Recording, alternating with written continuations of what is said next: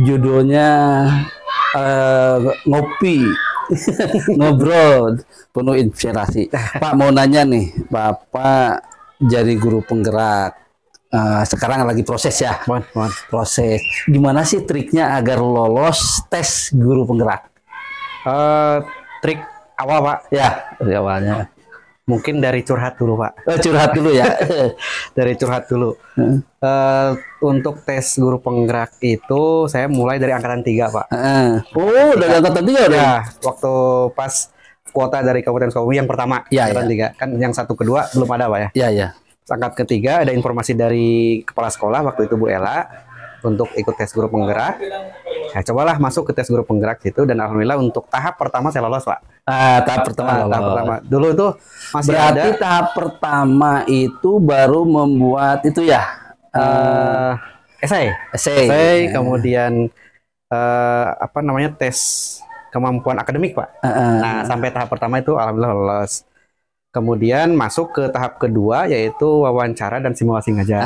Wawancara simulasi. Kebetulan waktu itu kan kondisinya sedang, kalau nggak salah sedang masa COVID awal gitu kebetulan. Alhamdulillah berjalan dengan baik tesnya, cuma hasilnya belum memuaskan, belum lolos. Mungkin karena memang ada beberapa faktor minus waktu itu. Ada kesalahan kendala dari jaringan waktu tes mengajar itu simulasi. Mati lampu, jaringan internet semua mati. Akhirnya pasrahlah dengan kondisi yang ada gitu Pak. Tidak dijadwal ulang. Nah, ketika mau mencoba dijadwal ulang, tidak bisa. Saya tidak bisa ikut jadwal ulang, jadi ya sudahlah, nggak apa-apa saya bilang. Akhirnya pasrah dengan begitu. Pas ada berikutnya lagi di angkatan keempat nggak ada kuota, 5 nggak ada kuota. Pas angkatan 6, angkatan 6 ada. Ada kuota lagi. Coba lagi daftar lagi. Cuma kalau yang ini dari awal sudah tidak lolos Pak. Dari awal tidak lolos. Dari tahap esai pun sudah nggak lolos. Nah, padahal yang paling sulit sebenarnya itu adalah tahap awalnya. Betul Pak. Yang esainya. Nah, terus gimana di angkatan 6 tidak lolos? Saya ya mungkin kalau dari segi esainya saya mengisikan hal yang sama dengan angkatan 3. Si topiknya nggak jauh beda Pak, saya isikan ke situ. Topik yang dibicarakan di esai angkatan 3 itu saya tuangkan lagi di angkatan 6. Ya. Tapi mungkin yang lain penilaiannya lebih bagus mungkin ya. Betul, karena sudah ada pengalaman beberapa kali itu. Yang lain lebih bagus, akhirnya ya seperti itu tidak lolos angkatan 6. Dan kemudian angkatan 7 juga tidak dapat kuota. Kebetulan ada pengumuman di angkatan 8. Angkatan 8, betul. Saya ikut lagi angkatan 8 dengan materi esai yang sama dengan angkatan 3. Alhamdulillah lolos lah Pak. Sampai sekarang. Dan kemarin itu kebetulan tidak ada tes potensi akademik. Jadi dari esai itu langsung masuk ke wawancara. Iya. Jadi ada perubahan tesnya ya? Ya, nggak ada akademik kalau yang kedua. Nah, sekarang gini, sebenarnya tes awal itu yang esai itu adalah hal yang paling menentukan sebenarnya ya, walaupun memang semua juga menentukan ya. Menentukan. Cuma kan tes awal ini melihat karakter kita, melihat keaktifan kita gitu kan. Nah, triknya apa sih yang diisikan Mbak? Kalau bicara trik, sebetulnya nggak ada trik khusus Pak. Cuma itu kan bercerita tentang kehidupan kita di masa lalu gitu Pak. Artinya menceritakan apa yang sudah dikerjakan gitu kan? Betul Pak, yang sudah dikerjakan. Walaupun memang waktunya sudah lama. Waktu itu kan saya ceritakan juga beberapa kejadian, terutama di masalah organisasi. Saya ceritakan waktu dulu zaman SMA. Saya angkat kembali dan mungkin itu bisa jadi penilaian. Mungkin. Tapi kan yang banyak diarahkan itu ketika kita lagi ngajar kan? Betul Pak. Apa yang sudah dilakukan ketika kita ngajar gitu kan? Betul. Seperti itu kan?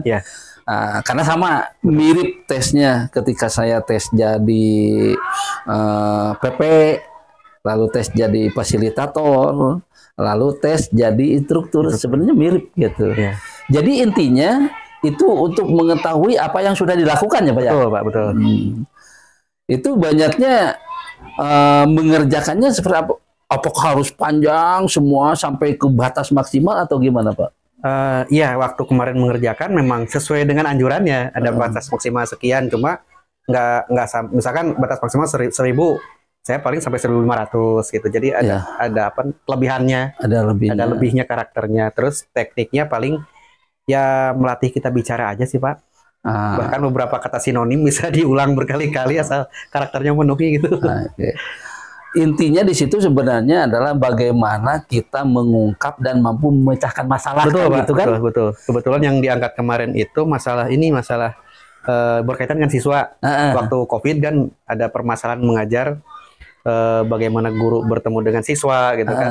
Kebetulan saya angkat itu dan beberapa kasus yang berkaitan dengan siswa yang tidak punya media pembelajaran. Nah, itu berarti Bapak angkat itu. Saya angkat ke situ. Nah, berarti itu kan yang menarik gitu kan, yang mungkin menarik. Begitu, Pak. Lalu tentang antara Bapak dengan teman-teman guru kan ada nih pertanyaan yang berhubungan dengan itu. Kalau yang diangkat apa, itu Pak? Berkaitan dengan kalau sekarang saya baru ngeh istilahnya coaching gitu, Pak. Betul. Jadi melakukan apa namanya gitu ya, reflektif, kemudian dibagikan kepada rekan guru. Pengalaman kita dengan pengalaman guru yang lain, kemudian sharing dan ngobrol lah di situ. Gitu. Itu yang saya angkat kemarin. Angkatnya. Ya. Jadi tentang kegiatan di sini atau di mana, Pak? Di sini, Pak. Di SMP ini. Waktu kemarin kan memanfaatkan ini pembelajaran Google Site.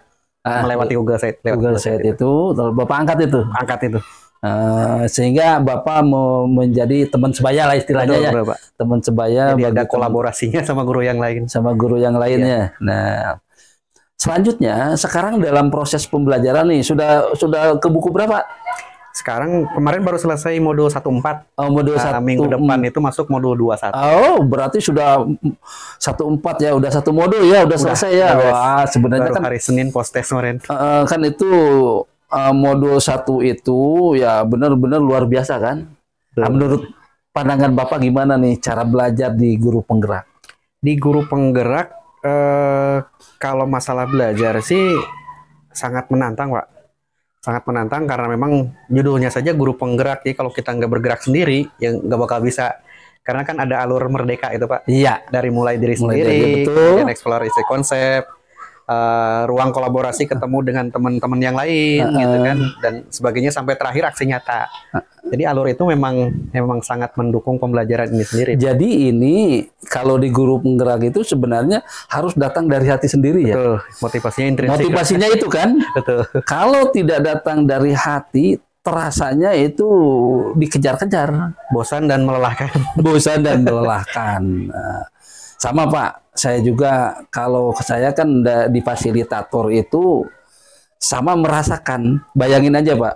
Ketika Bapak baca di eksplorasi konsep ya, kan membaca kan? Ya. Ada berapa bacaan? Misalkan ada 10 bacaan. 10 bacaan Bapak baca. Kalau fasilitator itu 10 bacaan kali 10 peserta. Kalau 10 peserta. Kebayang nggak lamanya? Ya, jadi kan harus memeriksa apa yang diungkapkan oleh teman-teman guru gitu. Lalu dikasih komen. Nah, kalau tidak baca dulu kan itu. Jadi sama harus jadi istilahnya itu literasi itu ya awalnya dipaksa ya kalau di sini kan. Ya kita dipaksa harus baca. Kalau kita tidak membaca kan bingungnya di kolaborasi kan di ruang kolaborasi kan kita nggak punya materi sama sekali. Belum lagi nanti di demonstrasi sama di eksplorasi ya, koneksi antar materi itu akan nanti kan berlanjut sampai aksi nyata. Seandainya karena saya bisa melihat mana yang sudah baca, mana yang belum baca gitu ketika diskusi itu kan kelihatan. Kadang yang sudah baca aja nggak nyambung, Pak.